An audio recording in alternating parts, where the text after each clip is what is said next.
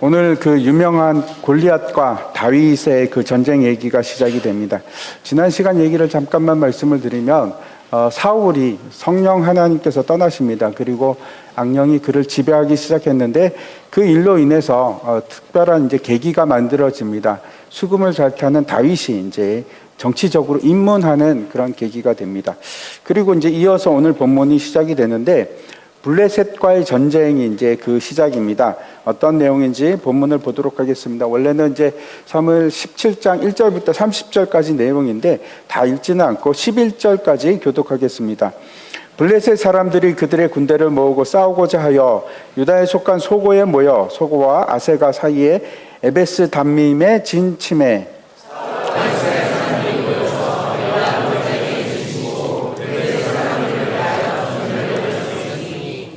블레셋 사람들은 이쪽 산에 섰고 이스라엘은 저쪽 산에 섰고 그 사이에는 골짜기가 있었더라.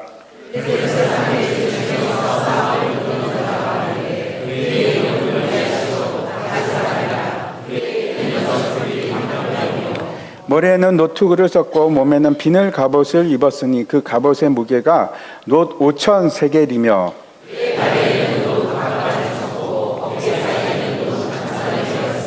그 창자루는 배틀채 같고 창날은 철 600세겔이며 방패에 든 자가 앞서 행하더라.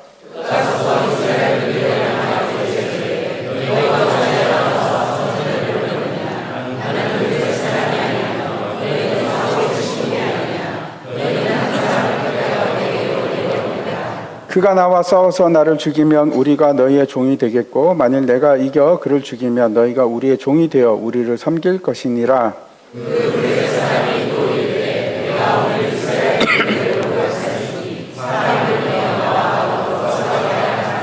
네, 같이 읽겠습니다. 사울과 온 이스라엘이 블레셋 사람의 이 말을 듣고 놀라 크게 두려워하니라. 아멘. 예. 사무엘상 17장의 내용을 우리가 두 번에 걸쳐서 살펴보려고 합니다. 오늘 살펴볼 내용은 어떻게 다윗이 전쟁터에 가게 되고 그리고 어떻게 그가 이제 골리앗을 보게 되었는가 하는 얘기입니다. 그 내용이고 이제 다음 주에는 다윗이 어떻게 골리앗과 싸워서 승리하는가 하는 것을 보려고 합니다. 오늘은 이제 두려움에 대해서 말씀을 드리려고 합니다. 이스라엘 모든 군대가 다윗 때문에 그 골리앗 때문에 압도되어서 두려움에 떨게 됩니다. 왜 두려움이 생기는가? 어떻게 하면 우리가 담대하게 싸울 수 있을까 하는 것을 이제 오늘 살펴보려고 합니다. 우리가 이제 두려움을 느낄 때가 많이 있습니다. 어떤 사람은 이제 특정 대상에 대한 공포감을 느껴서 이제 그 포비아라고 하지 않습니까? 어떤 사람은 거미를 보면 막 까무러치게 놀랄 수도 있고 기겁을 하고 또 어떤 사람은 밀실 공포증이 있습니다. 저도 조금 있는 것 같습니다. 그리고 이제 어떤 사람은 반대로 그 광장 공포증이 있어서 사람이 많거나 큰 퍼진 데 있을 때 또 공포증을 가진 사람도 있습니다. 제가 이제 꽤 오래됐는데 그 이집트에서 이제 이스라엘까지 이제 버스를 타고 가는데 그렇게 오래 걸리는 버스인지 몰랐습니다. 그래서 이제 버스를 타고 가는데 열 몇 시간이 걸렸는데 그 거의 지옥을 경험했습니다. 왜 그런가 하면 이제 계속 뭐 이게 조금 가서 또 서고 조금 가서 또 서고 그러는데 사람을 계속 태우는데 뭐 숨 쉴 수 없을 정도로 이제 사람을 많이 태우고 짐도 많아가지고 그냥 이제 국경이라서 짐을 옮기는 사람이 많았던 것 같습니다. 그래서 뭐 꼼짝달싹도 못하고 이렇게 막 쪼그려가지고 이게 몸을 필 수도 없고 그렇게 이제 가다가 보니까 막 폐쇄 공포증이 생기고 온몸에 마비가 오는 것 같았습니다. 그래갖고 이러다가 죽겠다 이런 공포를 느낀 적이 있습니다. 제가 이제 가장 공포를 느꼈을 때는 이란에 있을 때 이제 비밀 경찰에 잡혀갈 때였는데 그때는 정말 무서워서 온몸에 이제 마비가 오는 것을 느꼈습니다. 사람이 이제 공포감을 느끼면 시야가 막 줄어들고 그다음에 맥박이 빨라지지 않습니까? 그리고 이제 때로는 메스꺼운 증상도 나옵니다. 지금 메스꺼우십니까? 네. 아마 이런 비슷한 증상 여러분도 한 번씩은 겪어보시지 않았을까 이렇게 생각을 합니다. 사람들이 왜 두려움을 느낄까요? 여러분 왜 두렵습니까? 여러분 무엇 때문에 두려우십니까? 첫 번째는 이제 본능 때문에 그렇습니다. 위험이 인지가 되면 자신을 보호하기 위해서 어떤 일을 하는가 하면 이제 몸이 교감신경계가 활성화되기 시작합니다. 근데 그게 너무 지나치게 활성화되면 이제 마비가 오고 통제가 안 되는 그런 과도한 상태가 오기도 합니다. 이제 왜 사람이 두려워하는지 그 이유를 제가 몇 가지 정리해 봤습니다. 첫 번째는 과거의 경험 때문에 그렇습니다. 이제 이전에 겪었던 아픔이나 고통 이런 것이 이제 기억이 되죠. 아주 각인이 됩니다. 그래서 이제 똑같은 상황이 오면 스스로 이제 두려움을 느낄 수밖에 없죠. 사람의 몸이 그렇습니다. 옛날 저도 이제 그 군대에 있을 때 오르막에 대한 공포증을 가지게 됐습니다. 그래서 이제 그 다음에 제대하고도 한 10몇 년 동안 오르막만 보면 막 가슴이 뛰고 막 두근두근하고 그런 경험이 있습니다.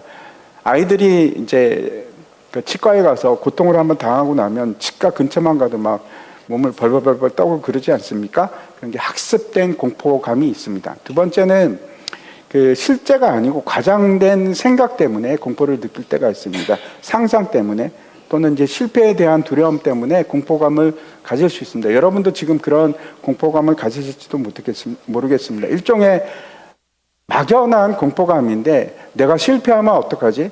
내가 시험을 잘 못 치면 어떻게 하지? 사람들 앞에서 내가 나갔을 때 아무 말도 하지 못하면 어떡하지? 그런 두려움이 있습니다. 세 번째는 불확실성 때문에 두려움이 생깁니다. 통제 불능에 대한 공포감이 있습니다. 우리가 번지 점프를 하면 저는 해본 적은 없습니다. 근데 이제 뛰어낼 때 되게 무섭지 않습니까? 이게 뭐 롤러코스터 타도 무서운데 바로 떨어지면 굉장히 무서울 것 같습니다. 그런데 그때보다 떨어졌다가 이렇게 반동으로 이렇게 튀어 올라가지 않습니까? 그때 훨씬 더 공포감을 느낀다고 합니다. 왜 그럴까요? 뛰어내릴 때는 방향성이 있는데 올라갈 때는 이제 방향성도 없고 완전히 제어가 통제 불능 상태가 되면 어디로 갈지도 모르고 그때 극도의 공포감을 느낀다고 합니다. 미래에 대한 불확실성이 우리를 이제 두렵게 하는데 내가 뭐 먹고 살지? 나 어떻게 하지? 그런 공포감이 있습니다. 주식시장도 미래 예측이 안 되면 이제 막 무너지기 시작하지 않습니까? 마지막 이게 중요합니다. 네 번째는 영적이고 존재론적인 두려움입니다. 이것이 사실은 모든 근원적인 두려움인데 이것으로부터 이제 두려움이 생기기 시작합니다. 사람이 목적을 상실했을 때 그럼 두렵습니다. 존재론적인 두려움이 있는 겁니다. 방황하는 이유는 두렵기 때문에 방황을 합니다. 근데 그 이면에는 반드시 무슨 문제가 있는가 하면 죄 문제가 있습니다. 방황하는 것 그리고 두려워하는 것 그 뒤에는 죄 문제가 있는데 죄가 왜 두려울까요? 죄로 인해서 하나님과의 분리가 일어났기 때문에 그렇습니다. 그게 두려운 겁니다. 죄는 반드시 우리를 하나님과 멀어지게 하고 분리를 시킵니다. 아담이 선악과를 먹은 후에 두려워하기 시작합니다. 왜? 하나님과의 분리가 일어났기 때문에 그렇습니다. 사람이 죽음을 두려워하는 이유도 똑같습니다. 그 뒤에 일어날 일을 알지 못하죠. 그러니까 불확실성에 대한 두려움도 있고, 그 다음에 자기 자신이 이제는 통제 능력을 완전히 상실하는 거잖아요. 그래서 통제 불능의 두려움도 있지만, 진짜 근본적인 이유는 죄로 인한 두려움입니다. 죄로 인해서 하나님과의 분리에 대한 엄청난 두려움이 몰려오기 시작합니다. 제가 말씀드리고 싶은 것은 모든 두려움의 근본적인 원인은 어떤 건가 하면 하나님과의 관계 문제입니다. 반드시 그렇습니다. 파고 들어가면 결국은 그 문제입니다. 그래서 하나님과의 거리가 얼마나 멀어졌는가, 얼마나 떨어져 있는가, 하나님의 사랑이 나에게 얼마나 미치지 못하는가, 내가 하나님을 얼마나 신뢰하는가, 그것에 의해서 두려움이 정의가 될 수가 있습니다. 마태복음 8장에 보면 이제 예수님께서 제자들과 함께 이제 배를 타고 그 갈릴리 바다를 지나갈 때 큰 폭풍이 이제 일어나서 난리가 납니다. 노을이 쳐오기 시작한 겁니다. 큰 파도가. 그래서 이제 그 파도 때문에 잠길 것 같은 그런 상황이 오는데 제자들이 이제 잠자고 있는 예수님을 막 깨우기 시작합니다. 깨우면서 주여 우리를 구원하소서 우리가 죽겠사옵나이다. 그러고 예수님을 막 깨웁니다. 그때 이제 예수님께서 이런 말씀을 하십니다. 마태복음 8장인데 마태복음 8장입니다. 예수께서 이르시되 어찌하여 무서워하느냐 믿음이 작은 자들아 하시고 곧 일어나사 바람과 바다를 꾸짖으시니 아주 잔잔하게 되거늘. 예수님께서 뭐라고 말씀하십니까? 너희가 두려워하는 이유는 믿음 때문이다, 그렇게 말씀하시거든요. 뭐에 대한 믿음일까요? 이게 하나님에 대한 믿음, 신뢰에 대한 문제입니다. 우리가 가지고 있는 두려움의 원인이 그게 뭐 과거의 경험 문제라든지 아니면 우리의 상상이 되었건 아니면 우리의 통제할 수 없는 불확실성 때문에 그런 것이든지 그 모든 것의 본질적인 이유는 하나님과의 관계 문제입니다. 하나님에 대한 믿음의 문제. 그래서 그 두려움은 하나님을 믿는 믿음과 깊은 관계를 가집니다. 하나님의 사랑 속으로 들어가면 우리에게 두려움이 사라지기 시작하는 이유가 거기 있습니다. 하나님의 사랑 속으로 들어가면, 하나님을 신뢰하기 시작하면 우리에게서 두려움이 사라지기 시작합니다. 어떤 종류의 믿음이든 두려움이든 상관이 없습니다. 여러분 혹시 지금도 두려움과 염려, 걱정이 있으십니까? 문제는 하나님과의 관계 문제입니다. 내가 얼마나 하나님을 신뢰하는가, 그 문제에 있습니다. 오늘 본문 1절과 2절 말씀 보시기 바랍니다. 블레셋 사람들이 그들의 군대를 모으고 싸우고자 하여 유다에 속한 소고에 모여 소고와 아세가 사이의 에베스 담밈에 진침해 사울과 이스라엘 사람들이 모여서 엘라 골짜기에 진치고 블레셋 사람들을 대하여 전열을 벌였으니 이제 다시 블레셋과 전쟁이 일어났습니다. 이때가 이제 정확하게 언제인지 우리 잘 모릅니다. 근데 이제 아마도 다윗이 기름 부음을 받은 후 몇 년 후가 아닐까 이렇게 생각을 합니다. 블레셋과 마지막 전투가 믹마스 전투인데 그게 이제 14장에 나옵니다. 그때 어떤 일이 있었습니까? 요나단, 사울 왕의 아들이었던 요나단이 큰 공을 세웠습니다. 그리고 이제 이후에 블레셋은 아마도 절치부심하고 그렇게 이제 칼을 갈고 있었을지도 모르겠습니다. 근데 이 전쟁은 어쩌면 사울이 악령이 들린 거하고도 관계가 있을 것 같습니다. 왜 그런가 하면 사울이 악령이 들렸을 때 그 주위에 있는 신하들이 뭐라고 하는가 하면 왕이여, 악령이 이를 때면 수금 타는 사람을 부르소서, 그러면 도움이 될 것 같습니다, 이렇게 얘기를 하거든요. 이게 무슨 얘기인가 하면 주위에 있는 사람이 사울이 악령이 들었다는 것을 아는 상태입니다. 그 소문이 퍼지지 않겠습니까?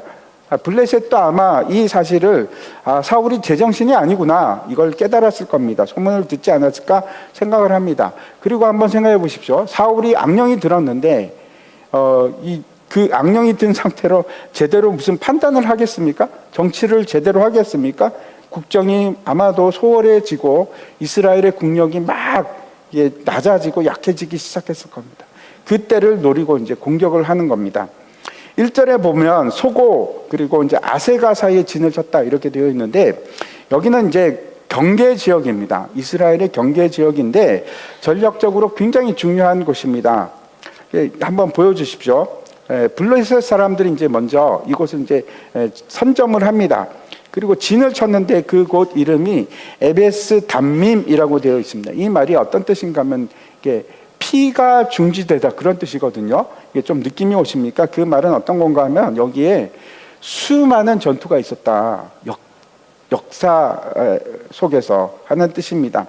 사진 보시면은 이제 여러분이 보시는 왼쪽에 블레셋이 이제 진을 치고 있었고, 그리고 오른쪽이 이제 이스라엘입니다. 그 사이에 이제 골짜기가 평원이 펼쳐져 있고 이런 모습인데, 골짜기가 이렇게 그 언덕이 그렇게 높지는 않습니다. 높은 언덕은 아닌데 이제 이스라엘은 북동쪽에 있고 그다음에 그 블레셋은 남서쪽에 있는 그런 상황입니다.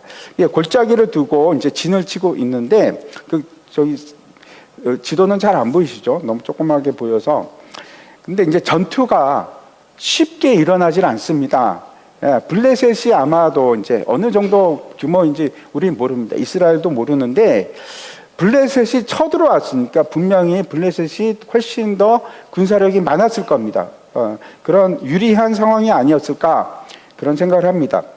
근데 이때 블레셋 진영에서 한 사람이 나타납니다. 그리고 그 사람이 바로 그 유명한 골리앗입니다. 지금도 이제 골리앗 하면은 큰 거인의 대명사처럼 그렇게 쓰이지 않습니까? 4절과 5절 보겠습니다. 블레셋 사람들의 진영에서 싸움을 도두는 자가 왔는데 그의 이름은 골리앗이요 가드 사람이라 그의 키는 6규빗 한 뼘이요 머리에는 노트구를 썼고 몸에는 비늘 갑옷을 입었으니 그 갑옷의 무게가 놋 5천 세겔이며 여기 이제 보면은 키가 6규빗 한 뼘이라고 되어 있습니다. 규빗은 이제 팔꿈치 여기서부터 이 손끝까지 보통 이제 거리인데 보통 45cm에서 한 50cm 정도를 이르는 그 길이입니다. 그래서 어느 정도 될까요? 대략 골리앗의 키가 한 3m 정도 됩니다. 엄청나게 크지 않습니까? 제가 한번 찾아봤는데 역사상 가장 큰 사람이 있습니다. 이제 이름이 로버트 왈도라는 사람인데 저 한번 보십시오. 이제 미국 사람입니다. 미국 사람인데 저 옆에 누가 이렇게 서 있죠. 혹시 저 사람이 누군지 아세요? 흑인? NBA 농구 선수입니다. 샤킬 오닐입니다. 혹시 여러분 샤킬 오닐의 키가 얼마나 되는지 혹시 아십니까? 216cm이거든요. 그러면 저 로버트 왈도라는 사람은 키가 얼마나 될까요? 272cm입니다. 이제 그 뇌하수체 이제 과잉 이제 병이죠. 병에 걸려서 죽을 때까지 키가 컸다고 합니다. 저 사람은. 부러우십니까? 저는 좀 부럽습니다. 근데 아무튼 이제 골리앗이 입고 있던 갑옷이 그 무게만 해도 어느 정도인가 하면 놋 5천 세겔이라고 하는데 대략 57kg 정도 됩니다. 엄청난 사람이지 않습니까? 그가 이제 가드 사람이라고만 기록이 되어 있습니다. 이게 블레셋에 있는 가드를 말하는데 골리앗은 왜 이렇게 키가 클까? 사무엘 하에 보면 이제 다윗과 그의 그 사람들이 블레셋에 있는 거인들을 죽이는 그 장면이 이제 기록이 되어 있습니다. 근데 그 거인들이 아마도 아낙 자손일 것이다 이렇게 우리가 추측할 수 있습니다. 왜 그런가 하면 여호수아 11장에 보면 11장 22절에 이렇게 되어 있습니다. 이스라엘 자손의 땅에는 아낙 사람들이 하나도 남지 아니하였고 가사와 가드와 아스돗에만 남았더라 이렇게 되어 있습니다. 이게 무슨 말인가 하면 여호수아가 헤브론과 유다 산지 다 유다 땅에 있는 아낙 사람들을 완전히 진멸합니다. 다 죽이는데 도망간 사람들이 있었습니다. 그 사람들이 어디로 갔는가? 블레셋으로 갔습니다. 그래서 거기 거주하게 되는데 왜 제가 이 얘기를 드리는가 하면 이 아낙 자손들은 다 거인입니다. 거인족인데 이스라엘 자손이 이제 광야에서 있을 때 그 광야에서 있을 때 가나안 땅으로 바로 들어가지 못합니다. 그래서 가데스 바네아에서 정탐꾼을 보내는 그 일이 있었는데 왜 이스라엘 백성들이 40년 동안 광야에서 헤매게 되었는가? 그 이유가 이 아낙 자손들 때문입니다. 한번 보시기 바랍니다. 민수기 13장입니다. 이스라엘 자손 앞에서 그 정탐한 땅을 악평하여 이르되 우리가 두루 다니며 정탐한 땅은 그 거주민을 삼키는 땅이요 거기서 본 모든 백성은 신장이 장대한 자들이며 거기서 네피림 후손인 아낙 자손의 거인들을 보았나니 우리는 스스로 보기에도 메뚜기 같으니 그들이 보기에도 그와 같았을 것이니라 이렇게 말씀하고 있습니다. 이스라엘 백성들이 이제 광야의 가데스 바네아에서 12명의 정탐꾼을 가나안 땅으로 보냅니다. 우리가 거기 가도 살만한지 어떤지 정탐을 위해서 이제 보내죠. 근데 12명 중에서 여호수아와 갈렙을 빼고 나머지 10명이 다 악평을 합니다. 근데 그 사람들의 이유는 우리는 못 갑니다. 그 절대 가면 안 됩니다. 이렇게 이제 반대를 하는데 그 가장 큰 이유가 뭐라고 되어 있습니까? 아낙 자손들 때문에, 이 거인들 때문에 그렇습니다. 그 사람들하고 우리가 어떻게 싸웁니까? 우리는 메뚜기 같습니다. 도대체 말이 됩니까? 그 사람들하고 무슨 수로 싸워서 이깁니까? 이렇게 얘기를 한 겁니다.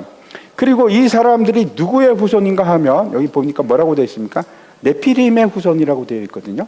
근데 네피림이라는 거는 굉장히 논란이 많이 있습니다. 근데 이제 이 네피림이라는 단어의 뜻이 어떤 건가 하면 추격하는 자, 공격하는 자 그런 의미입니다. 그래서 창세기에 이제 딱 2번 나옵니다. 성경에는 네피림이라는 단어가 딱 2번 나오는데 여기 민수기에 1번 나오고 창세기에 1번 나옵니다. 근데 창세기에 보면 좋은 의미로 등장하지 않습니다. 용사라고 하는데 좋은 의미가 아니고 파괴하는 자, 강한 자 그런 의미입니다. 그래서 네피림은 누군가 하면 하나님의 반대편에 선 사람입니다. 그 사람들이 네피림인데 골리앗이 그 네피림의 후손인 겁니다.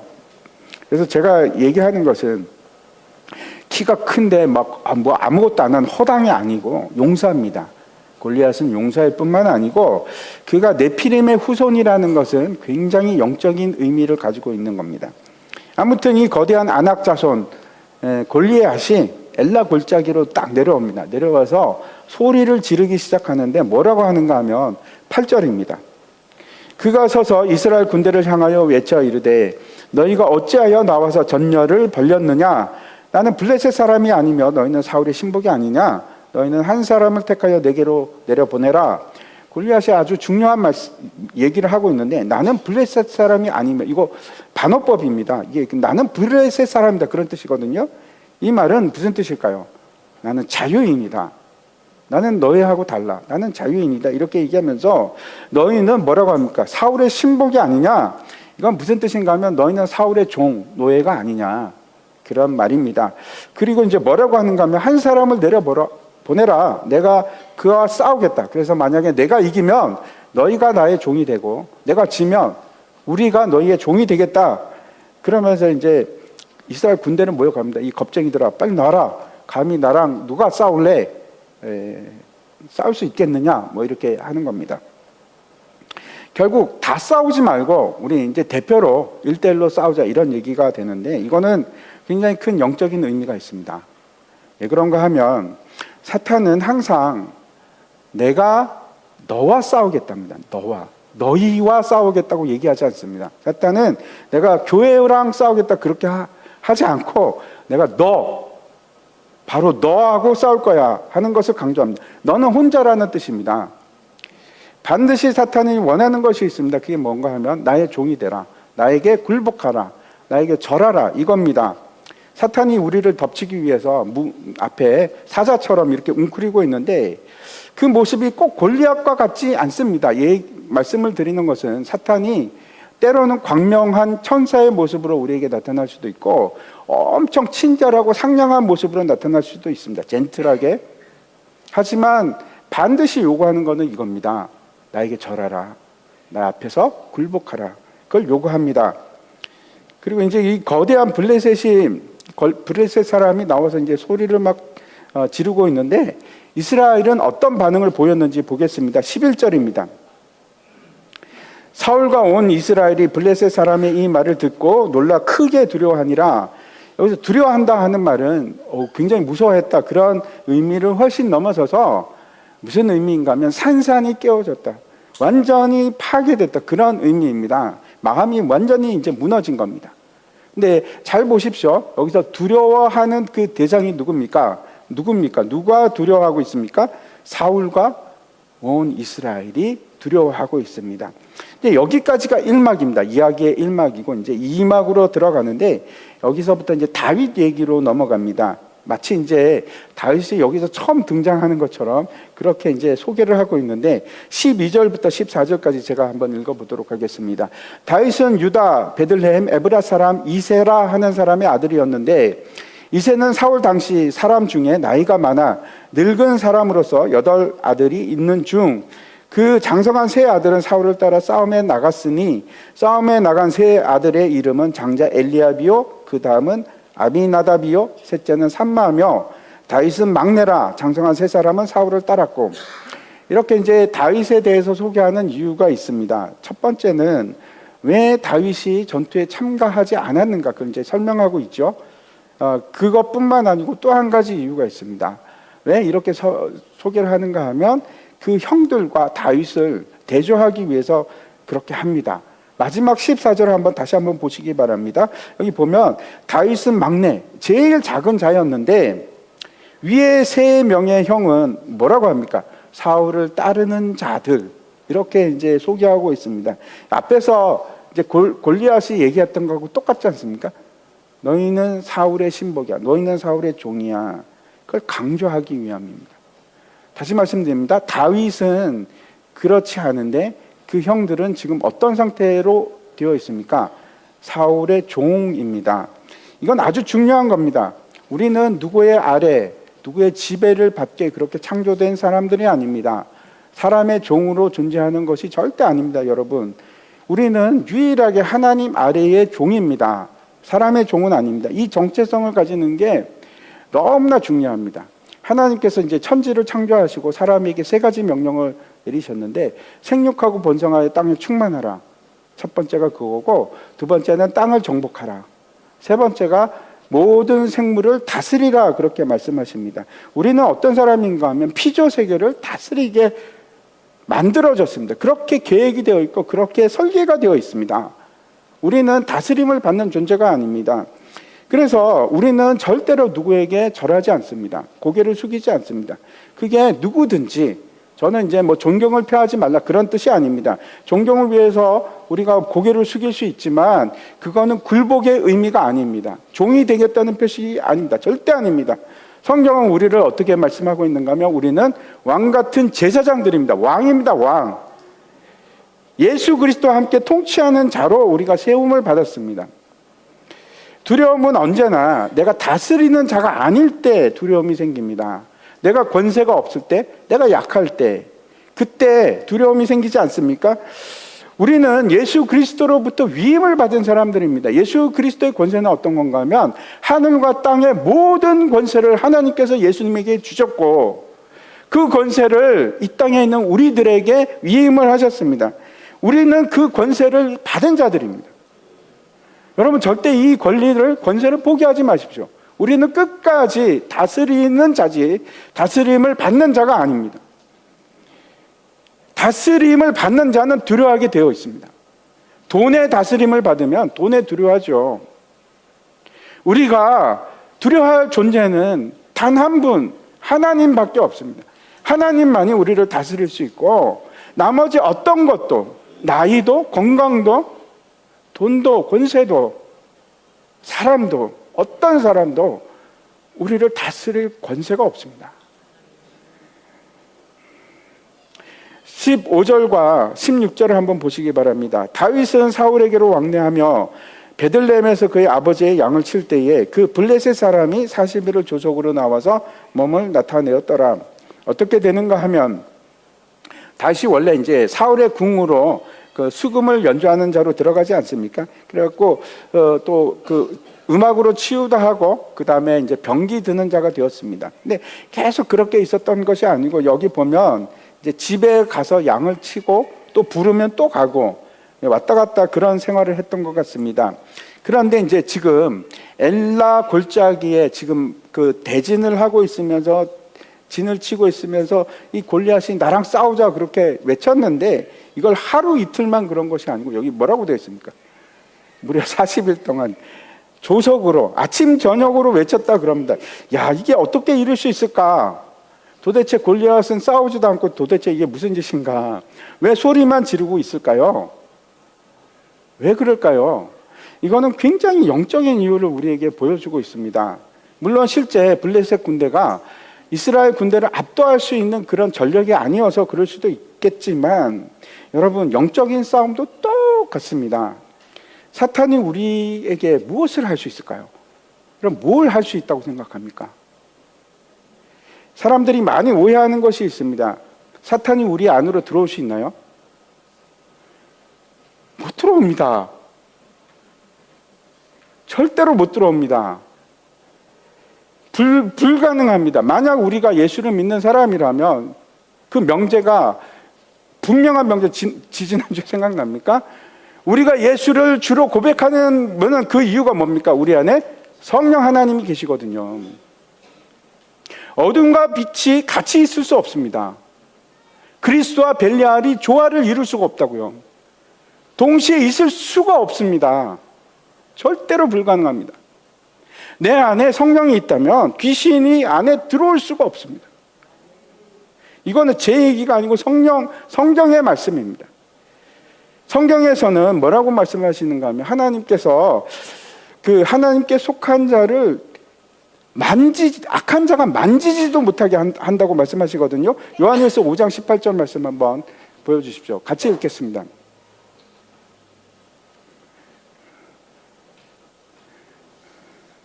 같이 읽겠습니다. 시작.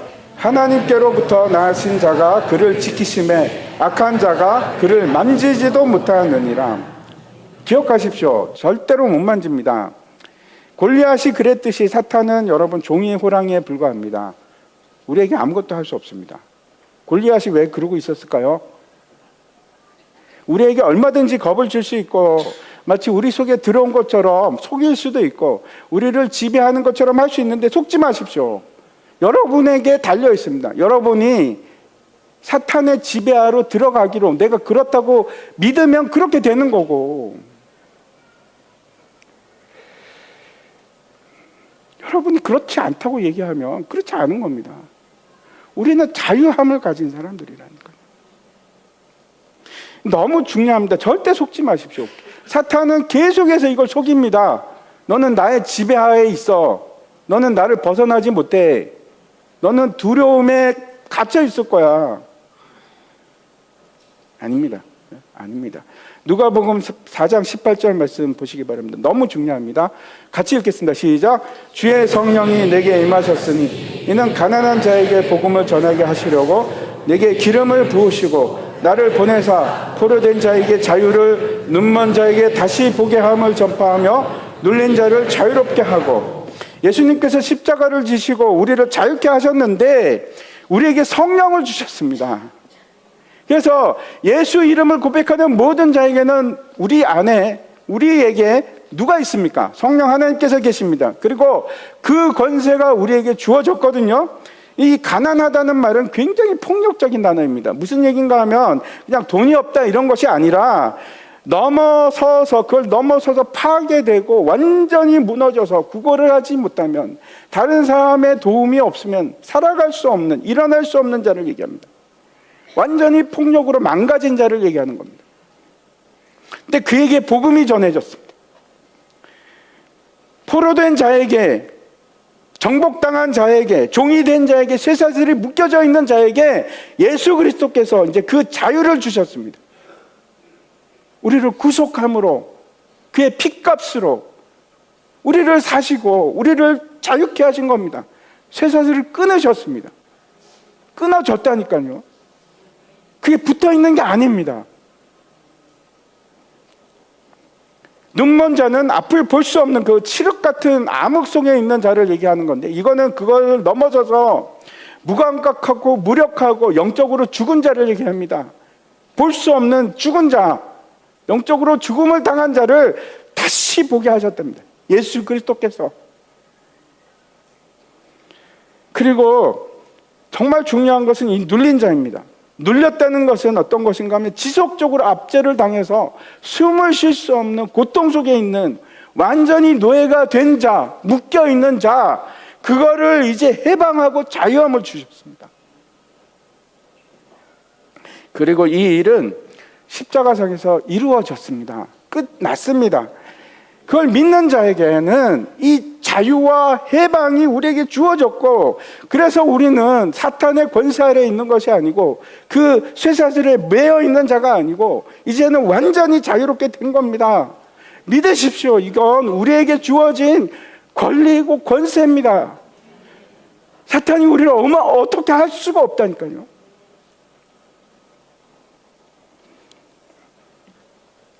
정말 중요한 건 여러분, 다시 말씀드립니다. 사탄은 우리에게 힘을 발휘할 수 없습니다. 고래고래 가음 지르고 겁줄 수는 있지만 그가 우리를 어떻게 할 수가 없습니다. 요한계시록에 보면 사탄이 십자가상에서 예수님께서 승리할 그때에 결박을 당했습니다. 결박을. 물론 이제 얼마 후에 잠시 그 놓여지는 상태가 될 텐데, 지금은 우리를 절대로 어떻게 마음대로 할 수 있는 방법이 없습니다. 사탄이 우리를 미혹하고 속일 수 있습니다. 그러나 우리는 절대로 속으면 안 되고, 그는 우리를 손을 못 댑니다. 많은 사람들이 저에게 사탄에 대해서, 악한 영에 대해서 두려움을 얘기합니다. 아니라니까요. 아니라니까요. 그 다 가짜입니다. 다 종이호랑입니다. 찢어버리시면 됩니다. 인정하지 마십시오. 사탄이 뭐라고 얘기를 하던 다 거짓입니다. 대적하시고 물리치십시오. 나를 떠나라. 나는 너하고 상관이 없다. 나는 너의 종이 아니다. 나는 자유함을 누리고 있고 나는 하나님의 종이다. 그렇게 선포하십시오. 골리앗이 지금 이스라엘 앞에서 그렇게 고래고래 소리를 지르지만 골리앗이 할 수 있는 게 아무것도 없습니다. 아무것도 아닙니다. 그 실체를 보십시오. 그게 악한 영의 실체입니다. 다시 오늘 본문으로 돌아가서 이새가 이제 다윗에게 심부름을 시킵니다. 형들에게 가라. 그래가지고 볶은 곡식하고 빵 10덩이, 치즈하고 이렇게 보냅니다. 치즈는 가서 천부장한테 주고 형들 만나면 안부도 묻고 좀 살피고 와라. 그리고 이제 증표도 갖고 와라. 살아있는 거 보여달라. 그 얘기입니다. 아버지의 마음이죠. 아버지가 얼마나 그 걱정이 많겠습니까? 아들 3명이나 거기 지금 전투하는데 갔는데 지금 대치 상황이 40일째입니다. 아마 보급도 문제가 됐을 겁니다. 식량도 부족하고. 그래서 다윗이 갑니다. 다윗이 아침 일찍 일어나서 자기 양들은 다른 사람한테 맡기고 이제 막 갑니다. 전장으로 갔는데 짐을 맡기고 형들을 만났습니다. 근데 그때 마침 골리앗이 또 나와서 이제 소리를 치기 시작하는 겁니다. 나랑 싸우자 이 겁쟁이들아. 너희는 사람도 없느냐? 뭐 이러면서 이제 소리를 듣는데 그 소리를 다윗이 듣습니다. 근데 이스라엘 군대는 그 소리를 듣고 여전히 두려워해서 어떤 일을 하기 시작하는가 하면 도망가기 시작합니다. 사기가 저하되었을 뿐만 아니고 한 사람 한 사람 슬슬 빠지기 시작하는 겁니다. 그러면 더 사기가 떨어지지 않겠습니까? 더 두려워지지 않겠습니까? 옆에 있는 사람이 사라졌는데 집에 가버렸는데 무서워서. 그때 이제 다윗 주변에 있던 사람이 이런 말을 합니다. 저 사람이 또 모욕하러 왔는데 저 사람 이기는 자에게 포상이 걸렸어. 사울 왕이 지금 3가지를 걸었습니다. 왕이 많은 재물을 주겠다. 부자가 되게 하겠다. 두 번째는 그 딸을 주겠답니다. 이 딸이 미갈입니다. 그래서 이제 다윗이 나중에 미갈하고 결혼하게 됩니다. 3번째는 또 뭘 주는가 하면 모든 세금을 다 면제하겠다. 너무 좋죠. 그렇게 해서 이걸 하겠다는 겁니다. 여러분 승리하면 이렇게 주신답니다. 그 말을 듣고 다윗이 어떤 말을 하는지 보시기 바랍니다. 26절입니다. 다윗이 곁에 서 있는 사람들에게 말하여 이르되 이 블레셋 사람을 죽여 이스라엘의 치욕을 제거하는 사람에게는 어떠한 대우를 하겠느냐? 이 할례 받지 않는 블레셋 사람이 누구이기에 살아계시는 하나님의 군대를 모욕하겠느냐? 이렇게 이제 얘기합니다. 여기서 저 블레셋 사람을 죽여서 이스라엘의 치욕을 제거하는 사람에게는 어떤 대우를 하겠습니까? 이렇게 물어보는 게 아니고 이거는 반어법입니다. 무슨 보상이 필요하겠느냐 하는 얘기입니다. 다시 아주 당당하죠. 보상이 뭐가 필요하냐? 그러면서 아주 중요한 말을 합니다. 이 할례 받지 않는 블레셋 사람이 누구이기에 할례 얘기를 합니다. 할례는 언제나 무슨 뜻인가 하면 하나님의 약속, 언약에 대한 상징입니다. 하나님의 약속도 없는 자들, 하나님의 백성이 아닌 자들, 아니 그들이 지금 어떻게 하나님의 백성, 하나님의 군대를 그렇게 모욕할지 말이 되는가? 이렇게 얘기하는 겁니다. 이 말은 무슨 뜻일까요? 다윗이 내가 가만두지 않겠다. 저 사람 가만두지 않겠다 하는 결심이기도 합니다. 중요한 것은 그가 왜 이 일을 하는지, 다윗이 왜 골리앗을 두려워하지 않았을까요? 그게 중요하지 않습니까? 왜 두려워하지 않았을까요? 근데 여기 잘 보십시오. 26절을 보면 그 이유가 보입니다. 왜 그렇습니까? 하나님 때문에. 하나님 때문에. 그가 싸우는 이유도 하나님 때문에, 자기 때문이 아닙니다. 그리고 그가 두려워하지 않는 이유도 하나님 때문에, 하나님의 약속과 하나님을 믿기 때문에, 그래서 두렵지 않는 겁니다. 다윗은 여러분 현실을 본 게 아닙니다. 다윗은 누구를 보고 있습니까? 하나님을 보고 있습니다. 훨씬 더 큰 하나님, 비교할 수 없는 골리앗과 하나님을 어떻게 비교를 합니까? 그 하나님을 보고 있는 겁니다. 그러자 이제 큰 영이, 옆에 있던 큰 영 엘리압이 화를 내기 시작합니다. 아니 네가 여기 왜 왔어? 네 양들은 어떻게 하고 왔어? 도대체 이 교만한 놈아, 네 마음이 완악해서 지금 전쟁 구경하러 왔느냐 이놈아? 하고 이제 막 욕을 합니다. 그때 이제 다윗이 이렇게 얘기합니다. 29절입니다. 다윗이 이르되 내가 무엇을 하였나이까? 어찌 이유가 없으리까? 아니 왜 이유가 없겠습니까? 이렇게 얘기를 하고 이제 여기서 끝나는데, 형을 한번 생각해 보십시오. 엘리압은 다윗이 기름 부음 받은 걸 압니다. 근데 시간이 지나서 잊어버렸을까요? 그리고 다윗이 성령의 감동을 받은 것을 모르는 것 같습니다. 지금 여기 분명하게 보이지 않습니까? 다윗은 하나님의 사람이고 지금 성령의 감동을 받고 있는 겁니다. 하나님께서 함께 하십니다. 이제 여기까지 제가 얘기를 드리겠습니다. 흥미진진하죠. 근데 여기서 끊어서 죄송합니다. 다음 주에는 제가 어떻게 되는지 싸움의 결과에 대해서는 다음 주에 말씀드리겠습니다. 중요한 것은 다윗은 왜 두려워하지 않았는가? 여러분 두려워하십니까? 다윗은 왜 그렇게 골리앗을 보고도 두려워하지 않았을까요? 우리 앞에 수많은 골리앗이 있습니다. 문제가 너무 많지 않습니까? 내가 넘어가 설 수 없을 것 같은 그런 문제들. 그래서 우리가 두려움이 있습니다. 제가 다음 시간에 더 깊은 얘기를 드리겠지만 핵심을 말씀드립니다.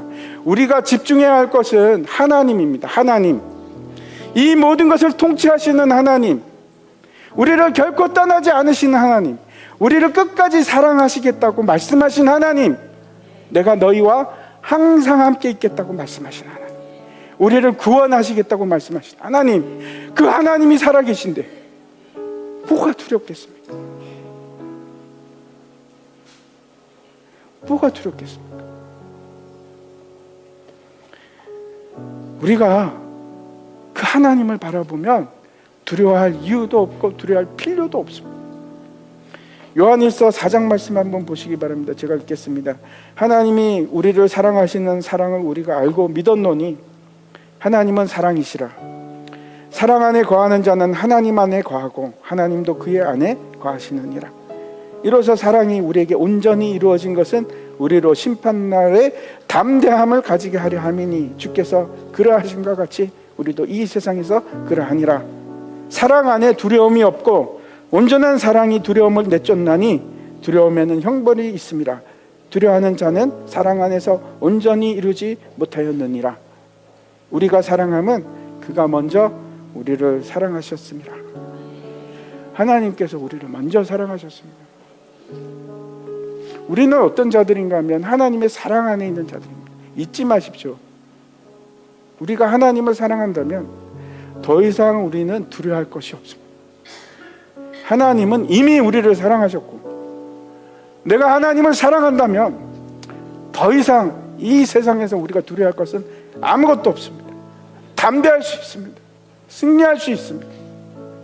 하나님께 집중하십시오. 다 함께 일어나셔서 우리 같이 찬양하겠습니다.